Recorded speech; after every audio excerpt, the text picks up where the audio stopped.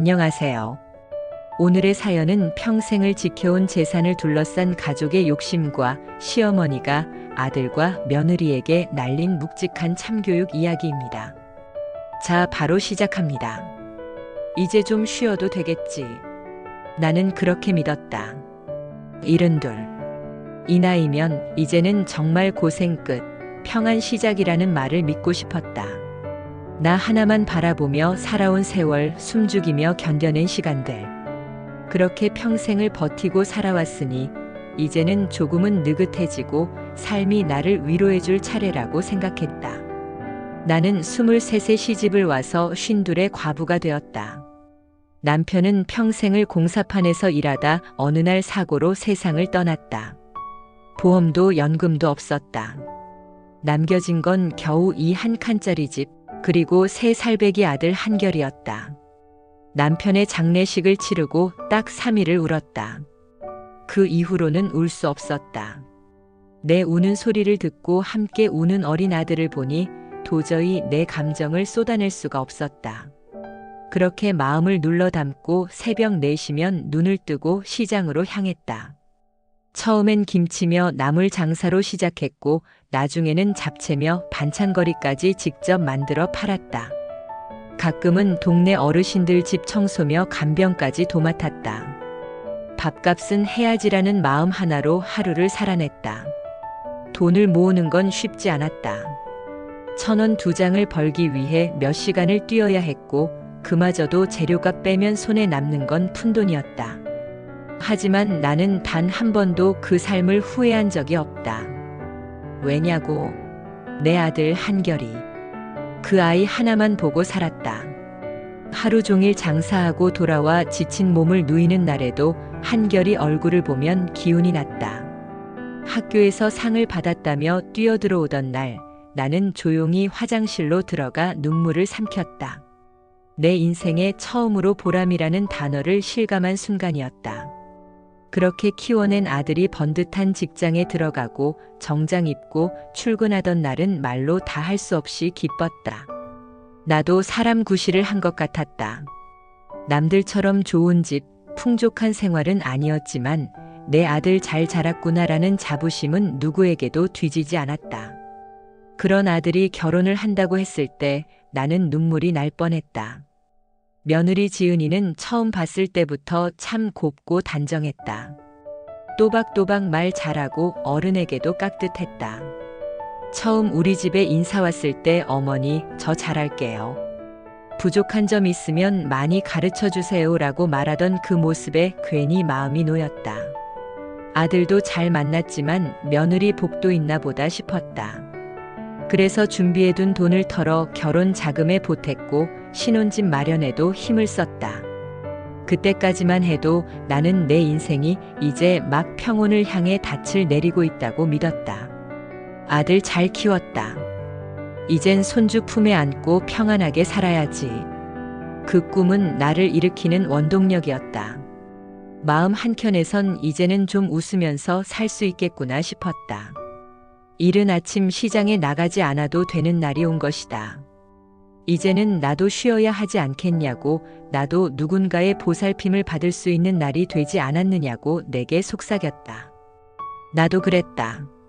평일 오전 마루에 햇살이 들 때 느긋하게 차를 마시고 창밖으로 지나는 사람들을 바라보며 하루를 시작하는 그런 소소한 꿈을 꿨다.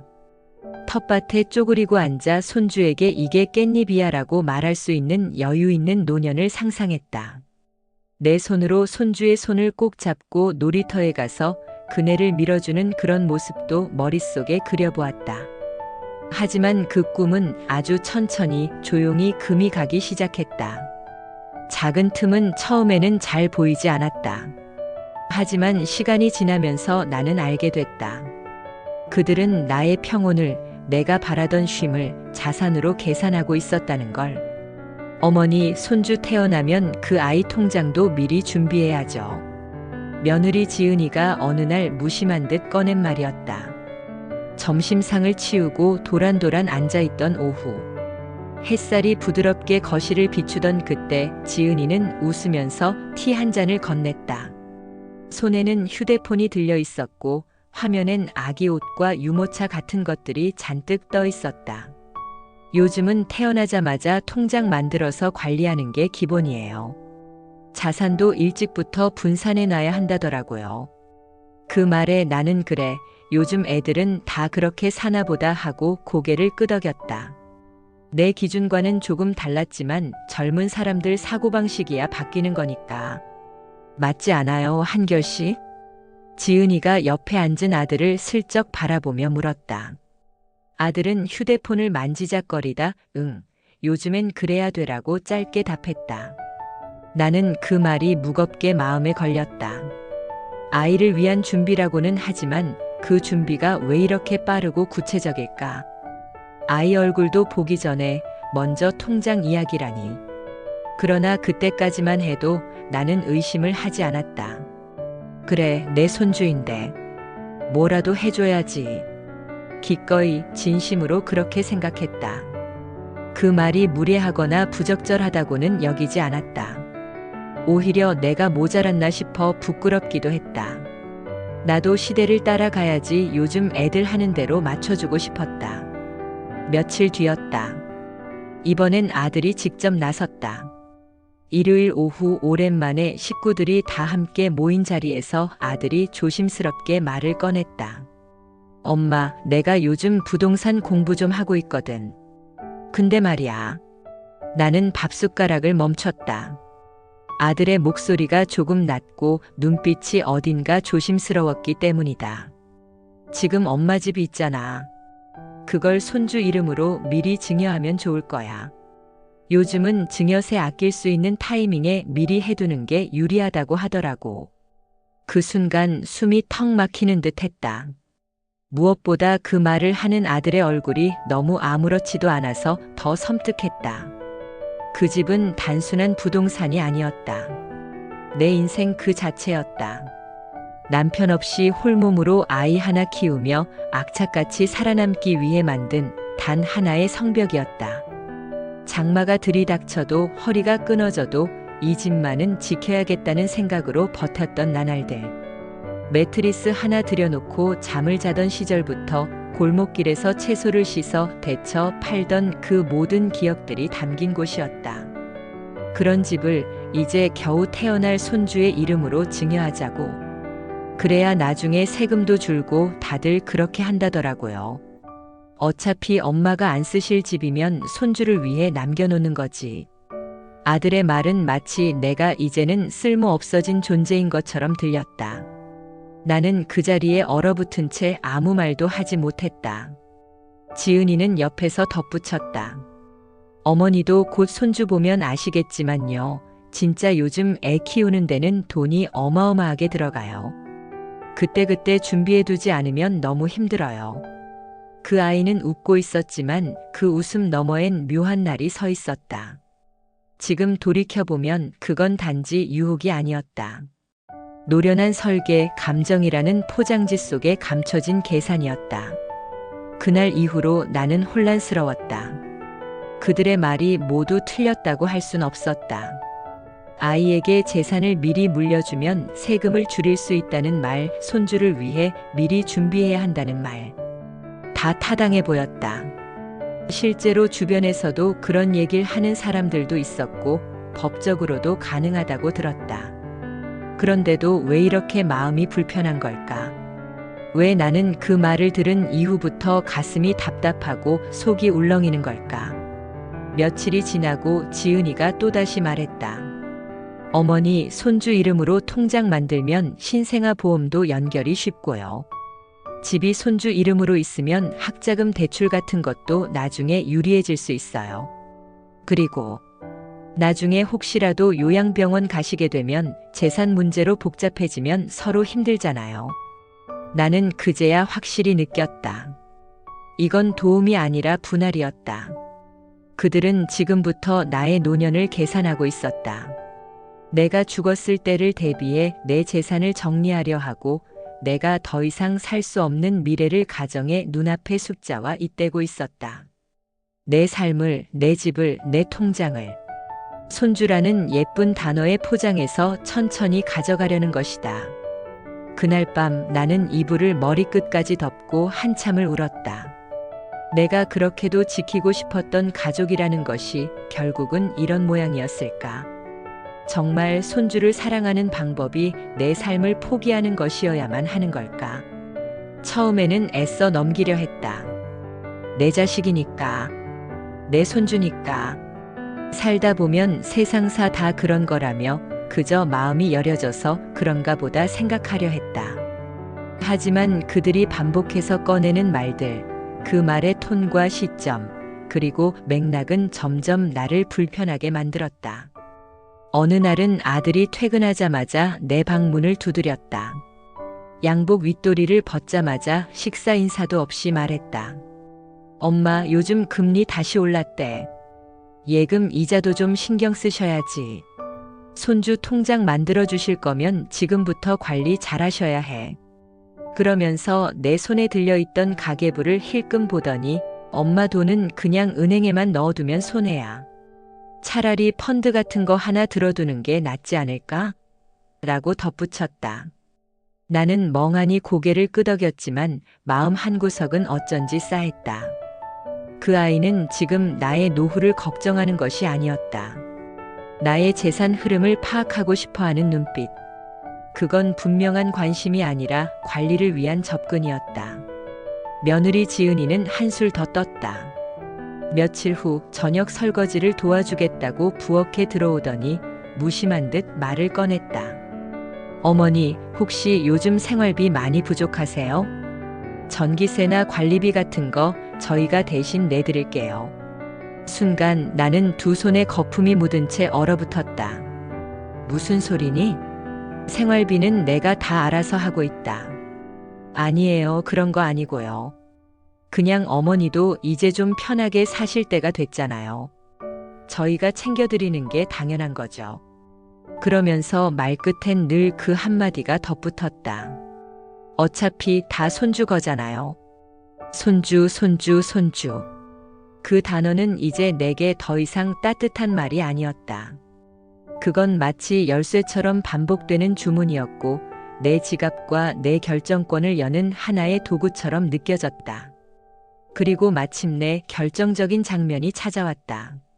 지은이가 집안에서 갑자기 정리정돈을 시작한 날이었다. 평소에는 관심도 없던 책장이나 장롱 서랍까지 뒤적이며 청소를 하는 듯 했지만 나는 곁눈질로 지켜보고 있었다. 어머니, 이 서류들 좀 버릴까요? 여기 낡은 서류가 많네요. 지은이는 내 서랍에서 보험 계약서며 오래된 통장 내역서 등을 꺼내고 있었다. 그건 건드리지 마. 내가 볼 거야. 순간 목소리가 나도 모르게 높아졌다. 지은이는 움찔했지만 곧 다시 미소를 띠며 말했다. 아, 죄송해요. 정리해드리려고 했어요. 어차피 다 가족 건데. 어차피 다 가족 건데. 그 한마디가 머릿속에 맴돌았다. 어차피? 내가 일평생 모은 것들, 내 손으로 쥐고 지켜온 집과 통장과 보험이 언제부터 가족 거가 된 걸까? 그 말은 마치 내가 그 모든 것을 내려놓아야 한다는 암묵적 명령처럼 들렸다. 그날 밤 나는 한참을 앉아 있었다. 시계를 보니 새벽 2시가 훌쩍 넘었다. 창밖에선 비가 추적추적 내리고 있었고 방 안엔 한기가 돌았다. 마음도 추웠다. 나는 책상에 앉아 오래된 서류들을 꺼내 펼쳤다. 은행 예금 내역, 적금 만기표, 보험 수령 일자, 오래전 남편이 가입했던 무연고 보험까지. 손에 쥐고 있던 종이들이 내 손끝에서 부들부들 떨렸다. 아니, 내가 떨고 있었다. 그 순간 내가 너무 바보 같다는 생각이 들었다. 내가 지키지 않으면 아무도 지켜주지 않을 것이라는 사실을 이제야 알게 된 것이다. 내가 믿었던 건 가족이었지만 그 가족은 지금 내 것을 나누려 하고 있었다. 나의 존재가 아닌 나의 소유에 관심을 두는 그 눈빛을 더는 외면할 수 없었다. 나는 곧장 옷을 입고 다음날 오전 변호사 사무실로 향했다. 처음에는 나조차도 망설였다. 너무 예민하게 반응하는 걸까? 혹시 내가 오해하는 걸까? 그런데 상담을 하던 중 변호사가 조용히 말을 건넸다. 요즘 이런 사례 정말 많습니다. 특히 고령 부모의 재산을 자녀가 효도라는 명목으로 사전 증여 요구하는 경우 매우 조심하셔야 해요. 가족 간이지만 문서화해두는 게 좋습니다. 순간 나도 모르게 눈물이 났다. 부끄러움 때문이 아니라 슬펐다. 가족이라는 이름 앞에서도 이렇게 방어를 해야만 하는 세상이 너무나 서글펐다. 하지만 결심은 단단해졌다. 나는 법적으로 내 재산을 지킬 수 있는 방법을 하나하나 배우기 시작했다. 유언장을 새로 쓰고 부동산은 절대 이전하지 않겠다는 계약서도 준비했다. 손주에게 줄 몫은 마련해두되 그것은 그 아이가 성인이 되어 진심을 보여줄 때 전해주기로 했다. 아들과 며느리는 모른다. 이제 나는 결코 예전의 순한 엄마가 아니라는 걸. 그리고 그날 이후 나는 매일 스스로에게 다짐했다. 사랑과 재산은 다르다. 나는 지금도 살아있는 존재다. 아직은 나의 것을 결정할 권리가 있다.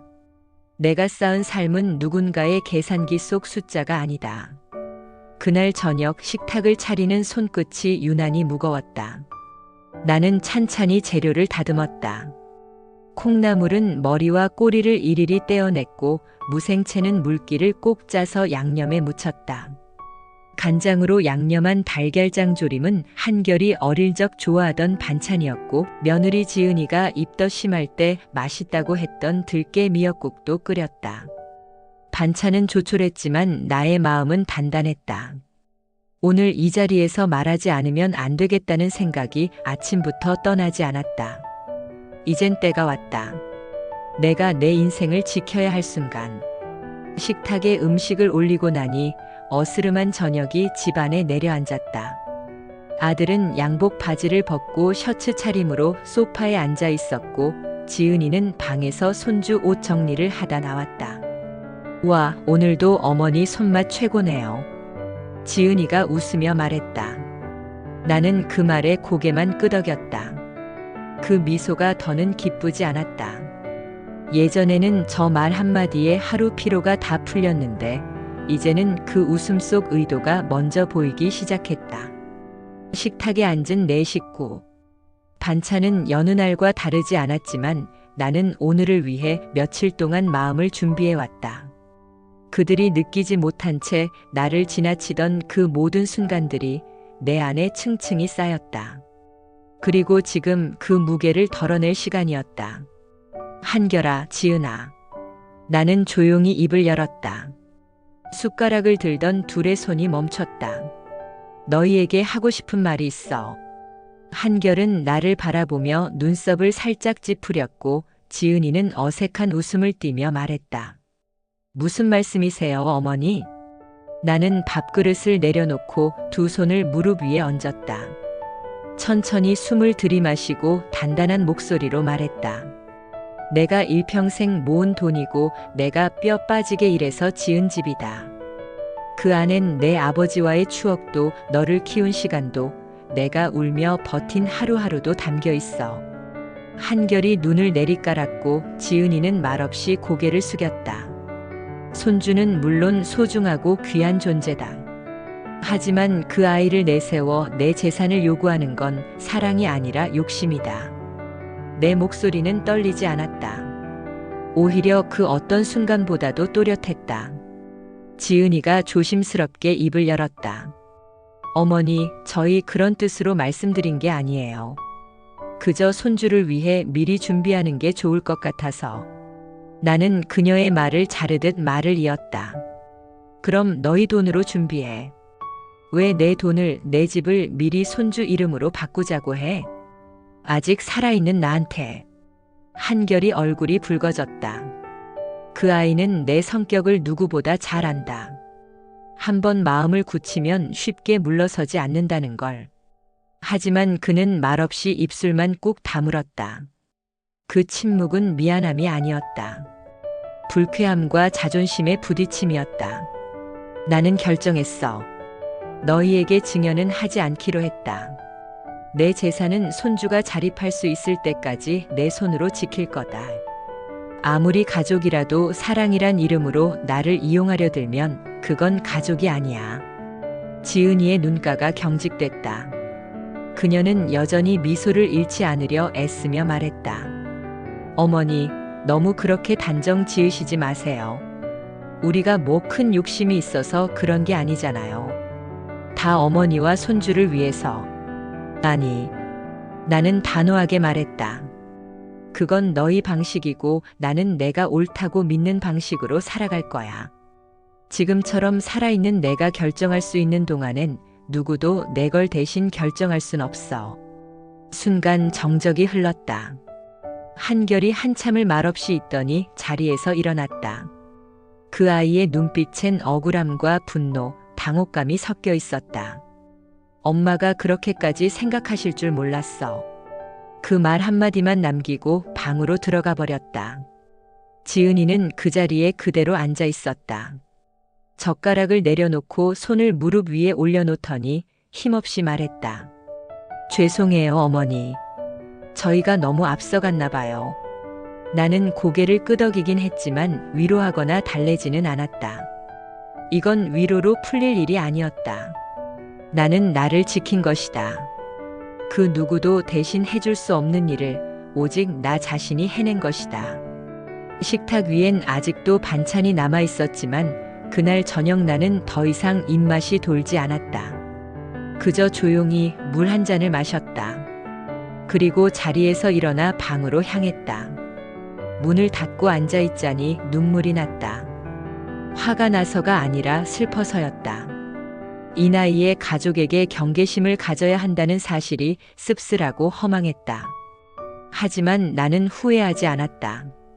이제라도 늦지 않았다는 걸 분명히 깨달았기 때문이다. 이후로 그들은 더 이상 나에게 요구하지 않았다. 서운함은 있었지만 나는 후회하지 않았다. 손주는 어느 날 내게 말했다.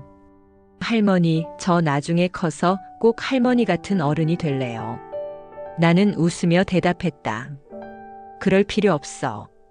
너는 너답게 살아. 하지만 사랑은 계산하지 말고 베푸는 거야. 이제 나는 마음이 평온하다. 삶이란 때로는 사랑하는 사람에게도 단호할 줄 알아야 비로소 나 자신을 지킬 수 있다는 걸 알았다. 나는 오늘도 손주와 함께 공원 산책을 한다. 아들은 여전히 말없이 지내고 있지만 언젠가는 그들도 깨달을 날이 오겠지. 이 모든 이야기를 담아 나는 누군가에게 말해주고 싶었다. 사랑이란 소유가 아니라 존중이며 가족이란 침묵보다 진심으로 마주해야 할 관계입니다. 오늘의 이야기는 여기까지입니다. 시간 나실 때 구독, 좋아요 부탁드립니다.